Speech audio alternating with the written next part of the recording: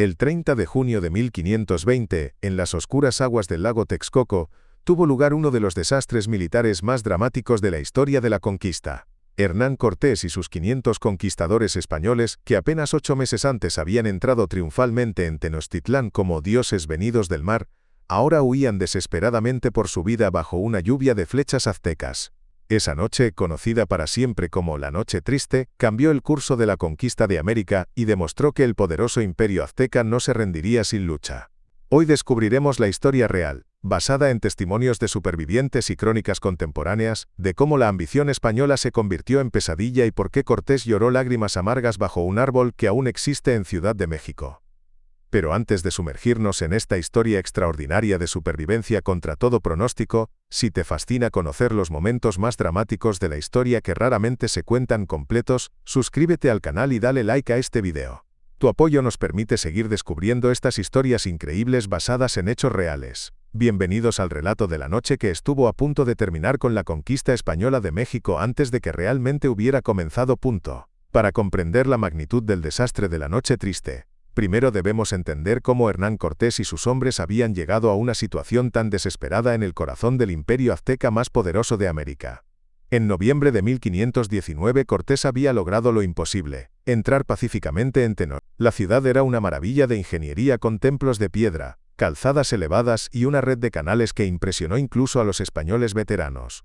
Con una población de más de 200,000 habitantes, era más grande que cualquier ciudad europea de la época. Moctezuma II, el emperador azteca, había recibido a los españoles con honores divinos, creyendo que Cortés podría ser el dios Quetzalcóatl que, según las profecías, regresaría del este en un año caña, que 1519 era según el calendario azteca. Los españoles fueron alojados en el palacio de Axayácatl, en el centro mismo de la ciudad, pero Cortés tenía otros planes además de ser huésped de honor. Pocos días después de su llegada, en una maniobra audaz que sorprendió incluso a sus propios hombres, Cortés tomó como rehén al propio Moctezuma durante una reunión diplomática. Esta acción transformó instantáneamente a los invitados divinos en conquistadores ocupantes. Durante los siguientes meses Cortés gobernó el vasto imperio azteca a través de Moctezuma, quien seguía las órdenes españolas mientras aseguraba a su pueblo que había elegido voluntariamente vivir con los extranjeros por mandato de los dioses. Sin embargo, los aztecas comenzaron a sospechar la verdad. La situación se volvió crítica en mayo de 1520 cuando llegaron noticias alarmantes desde la costa del Golfo de México. El gobernador Diego Velázquez de Cuba había enviado una expedición punitiva de 19 barcos con más de 400 soldados, 20 cañones, 80 jinetes y 120 ballesteros bajo el comando de Pánfilo de Narváez para arrestar a Cortés por insubordinación. Cortés había desobedecido las órdenes de Velázquez y actuado por su cuenta en la conquista. Enfrentando una amenaza existencial a su expedición, Cortés tomó una decisión arriesgada. Dejaría la defensa de Tenochtitlan en manos de su lugarteniente Pedro de Alvarado con solo 80 soldados españoles y unos cientos de aliados tlaxcaltecas, mientras él marchaba con el grueso de sus fuerzas, aproximadamente 240 hombres, para enfrentar a Narváez. Esta decisión resultaría ser un error catastrófico. Pedro de Alvarado, aunque valiente en combate, carecía del tacto político y la comprensión cultural que habían permitido a Cortés mantener el control de Tenochtitlán. Los aztecas, ya descontentos por meses de ocupación española, comenzaron a planear una revuelta. El 27 de mayo de 1520, Cortés sorprendió a Narváez con un ataque nocturno en Zempoala, hiriendo a su rival en un ojo y capturándolo. En una demostración brillante de diplomacia práctica, Cortés persuadió a los soldados de Narváez para que se unieran a su causa prometiéndoles riquezas y gloria en la conquista de México. Pero mientras Cortés celebraba su victoria en la costa, en Tenochtitlan se estaba gestando un desastre. El 22 de mayo de 1520, durante la festividad religiosa de Toxcatl, uno de los eventos más sagrados del calendario azteca, Alvarado cometió un error que cambiaría para siempre las relaciones hispano-aztecas.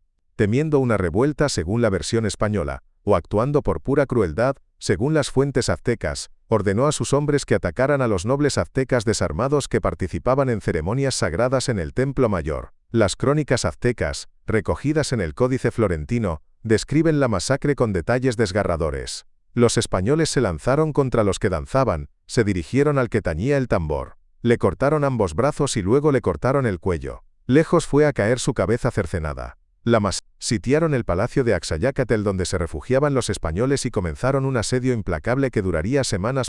Cuando Cortés regresó a Tenochtitlán en junio con su ejército ampliado, ahora contaba con aproximadamente 300 soldados españoles y 2,000 guerreros tlaxcaltecas. Encontró una ciudad en llamas y a sus hombres al borde de la destrucción. Los aztecas habían elegido a un nuevo emperador, Cuitláhuac, hermano de Moctezuma, quien había organizado la resistencia. Moctezuma, el emperador títere, ya había perdido toda autoridad ante su pueblo. Cortés intentó desesperadamente que Moctezuma calmara a su pueblo, pero el resultado fue trágico. Las fuentes españolas afirman que Moctezuma murió cuando su propio pueblo lo apedreó durante un intento de dirigirse a ellos desde una terraza del palacio. Las fuentes aztecas sostienen que fueron los españoles quienes lo asesinaron. En cualquier caso, la muerte del emperador eliminó la última esperanza de una solución pacífica. Asediados en el centro de Tenochtitlán por decenas de miles de guerreros aztecas, con las provisiones agotándose y sin posibilidad de recibir refuerzos, Cortés y sus aproximadamente 100 hombres enfrentaban la aniquilación total. La única opción era una fuga desesperada. Los aztecas habían destruido muchos de los puentes que cruzaban los canales de la ciudad-isla para impedir la escape. Cortés decidió intentar una fuga nocturna, esperando que la oscuridad les diera ventaja para llegar a tierra firme antes de ser detectados. El plan era salir por la calzada occidental hacia Tlacopan, actual Tacuba, que era la ruta más directa al territorio aliado de Tlaxcala. Los españoles construyeron un puente portátil de madera para cruzar los canales donde los aztecas habían destruido los puentes de piedra. La noche del 30 de junio de 1520, comenzó la operación de escape más desesperada de la conquista americana. Poco antes de la medianoche, bajo una lluvia constante que proporcionaba algo de cobertura, los españoles comenzaron su huida del palacio de Axayácatl. Cortés había organizado cuidadosamente la retirada. Él y los soldados más experimentados irían al frente, Alvarado comandaría la retaguardia, y en el centro marcharían los heridos, las mujeres, incluyendo a la intérprete Malinche, y los porteadores cargando el tesoro azteca saqueado. Los españoles intentaron moverse en silencio, envolviendo los cascos de los caballos con tela y llevando su puente portátil. Al principio, la suerte pareció acompañarlos. Lograron salir del palacio y avanzar por las calles de la ciudad dormida sin ser detectados.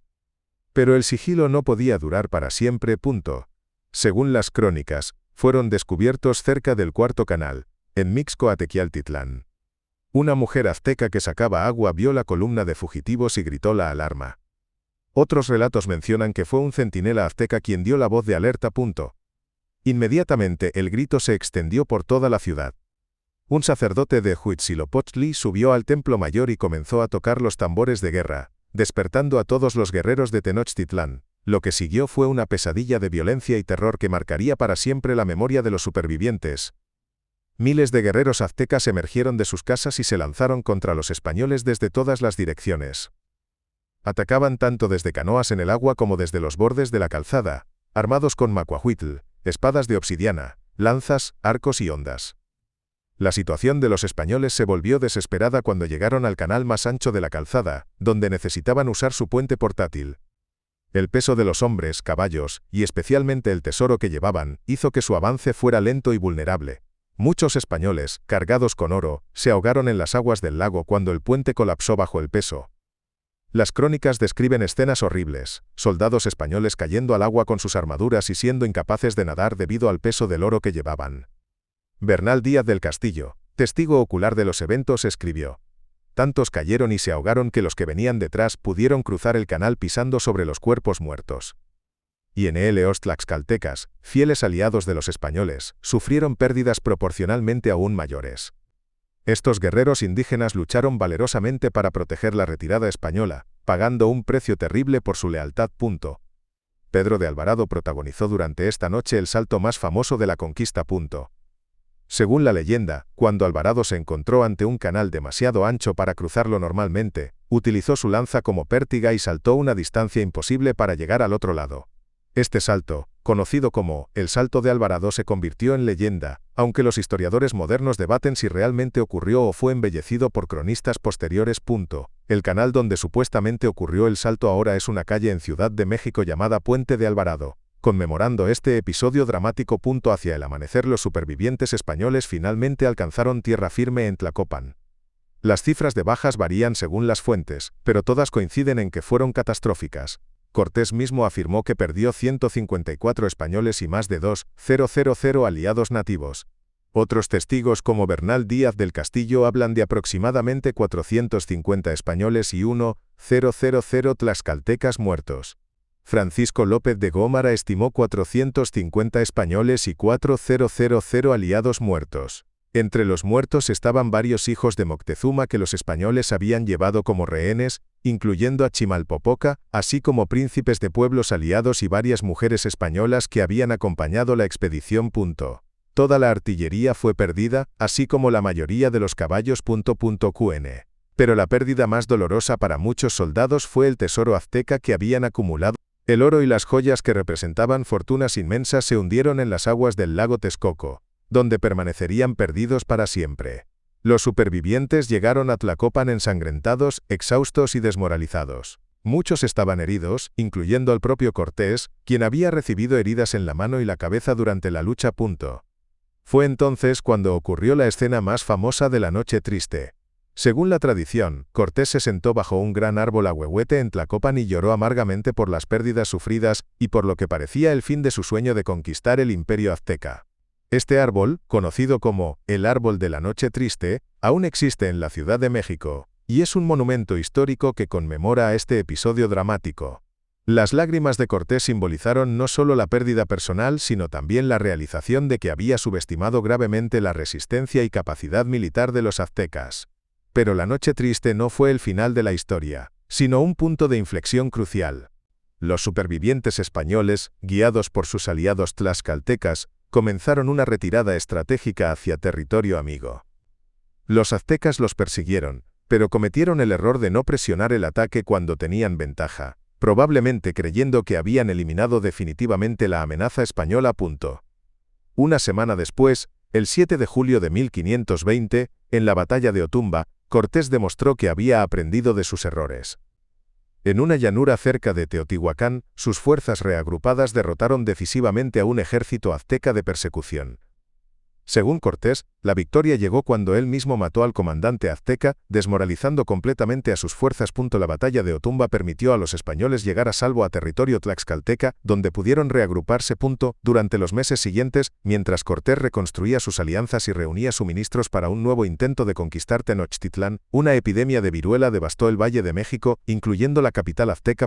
La enfermedad, probablemente traída por un esclavo africano de las fuerzas de Narváez, jugó un papel crucial en el éxito español. La viruela mató a aproximadamente la mitad de la población de Tenochtitlán, incluyendo al emperador Cuitláhuac, en diciembre de 1520. Esta devastación demográfica cambió completamente el equilibrio de fuerzas para el asedio final de Tenochtitlán. En mayo de 1521, Cortés regresó con un ejército mucho más grande y una estrategia completamente nueva. En lugar de intentar tomar la ciudad por sorpresa, implementó un sitio sistemático que duró 93 días. Utilizando pequeños barcos construidos especialmente para navegar en el lago Texcoco, cortó todos los suministros a la ciudad. Esta vez, había aprendido que la conquista de Tenochtitlán requería paciencia, preparación superior y aprovechamiento de las divisiones entre los pueblos indígenas. El 13 de agosto de 1521, Tenochtitlán finalmente cayó. Cuauhtémoc, el último emperador azteca, fue capturado mientras intentaba escapar en una canoa. La ciudad fue destruida sistemáticamente, y sobre sus ruinas se construiría la Ciudad de México colonial. Cortés exigió la devolución del oro perdido durante la Noche Triste. Bajo tortura, Cuauhtémoc y otros nobles confesaron haber arrojado las joyas al lago, pero poco oro fue recuperado jamás.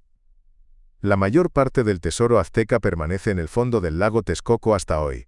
La Noche Triste se convirtió en leyenda tanto para españoles como para aztecas. Para los españoles, representaba la prueba de que incluso en las circunstancias más desesperadas, con liderazgo valiente y aliados leales, era posible sobrevivir y eventualmente triunfar. La historia del escape nocturno se transmitió de generación en generación como ejemplo de valor bajo presión extrema. Para los aztecas y otros pueblos indígenas, la Noche Triste demostró que los conquistadores no eran invencibles. La capacidad de infligir tal derrota a los hombres dioses españoles mostró que la resistencia organizada podía tener éxito. El impacto psicológico de la Noche Triste se extendió mucho más allá de México. En España, las noticias de la derrota temporal de Cortés generaron dudas sobre la viabilidad de la conquista americana. Algunos cortesanos sugirieron abandonar completamente la empresa mexicana como demasiado costosa en vidas españolas. Sin embargo, la eventual recuperación y triunfo de Cortés después de la Noche Triste se convirtió en uno de los relatos más inspiradores del valor español. La capacidad de convertir una derrota catastrófica en victoria final demostró, según los cronistas españoles, la superioridad del espíritu cristiano español sobre la barbarie pagana. Para los historiadores modernos, la Noche Triste revela aspectos cruciales de la conquista que a menudo se pasan por alto. Demuestra que la conquista española no fue un proceso inevitable de superioridad tecnológica europea, sino una serie de eventos contingentes donde pequeños cambios podrían haber alterado completamente el resultado. Si Alvarado no hubiera masacrado a los nobles aztecas, si Cortés no hubiera dejado la ciudad para enfrentar a Narváez, si los españoles no hubieran cargado tanto oro durante la fuga, la historia de América podría haber sido muy diferente. La Noche Triste también ilustra la importancia crucial de los aliados indígenas en la conquista. Los tlaxcaltecas no solo proporcionaron guerreros, sin estos aliados es improbable que cualquier español hubiera sobrevivido la retirada de Tenochtitlán de Nl. La lealtad tlaxcalteca, mantenida durante los meses de reagrupamiento, fue fundamental para hacer posible el eventual regreso y conquista de la capital azteca. En términos de estrategia militar, la Noche Triste enseñó lecciones valiosas que Cortés aplicaría en su exitoso asedio posterior. La experiencia demostró que la ocupación de Tenochtitlán requería control total de los accesos acuáticos, no solo de las calzadas terrestres. También mostró la importancia de mantener líneas de suministro seguras y tener rutas de escape planificadas. Más importante, reveló que subestimar la capacidad militar y la determinación de los pueblos indígenas era un error potencialmente fatal. El legado cultural de la Noche Triste continúa hasta hoy. El árbol de la Noche Triste sigue siendo un sitio de peregrinación histórica en Ciudad de México. Los mexicanos modernos ven el episodio como un momento de resistencia heroica contra la invasión extranjera, mientras que también reconocen su papel en la formación de la identidad mestiza mexicana. Para los descendientes de los tlaxcaltecas, la Noche Triste es un recordatorio complejo de las elecciones difíciles que sus ancestros enfrentaron durante la conquista, y de cómo las alianzas estratégicas pueden tener consecuencias de largo plazo no anticipadas. En conclusión, la Noche Triste del 30 de junio de 1520 representa uno de los episodios. Para Cortés y sus hombres, fue una lección brutal sobre las realidades de la guerra en territorio desconocido contra enemigos subestimados. Para los aztecas, fue una victoria pírrica que demostró su capacidad de resistencia pero que no pudo prevenir la eventual destrucción de su imperio debido a factores que estaban más allá de su control, especialmente las epidemias y las alianzas entre españoles y pueblos indígenas rivales.